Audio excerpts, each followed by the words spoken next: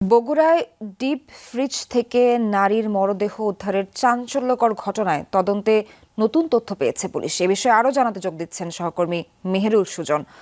সুজন, খুনি হিসেবে ছেলের নাম এসেছিল, প্রথমে বলেছিল পুলিশ।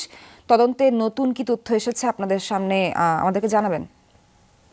সোহার ঠিকই বলেছেন, বগুড়ার দুপচাঁচিয়া উপজেলার যে গৃহবধূ উম্মে সালমা তার হত্যাকাণ্ডের যে ঘটনাটি সেটি কিন্তু নতুন মোড় নিয়েছে।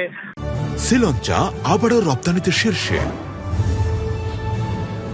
আজকে সকাল থেকেই এবং আমরা যেটি এখন পর্যন্ত যে খবরটি পেয়েছি, আমরা দুপচাঁচিয়া থানা পুলিশ তারা আমাদেরকে যে তথ্যটি জানিয়েছে যে এই ঘটনায় যেখানে র্যাব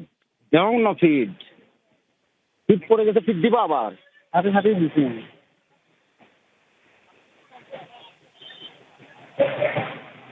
হ্যালো হ্যালো আমি শুনতে পাচ্ছি সুজন, বলেন আপনি।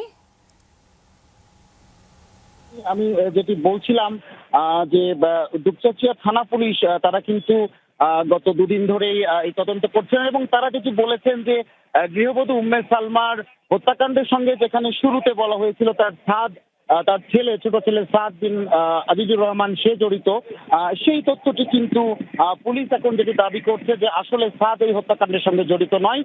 মূলত সাদদের বাসায় যে ভাড়াটিয়া যিনি থাকতেন, মাবিয়া নামের এক নারী থাকতেন এবং সেই নারী সহ তার সঙ্গে আরো দুজন পুরুষ রয়েছেন, সুমন চন্দ্র রায় এবং আরেকজনের নাম মুসলিম।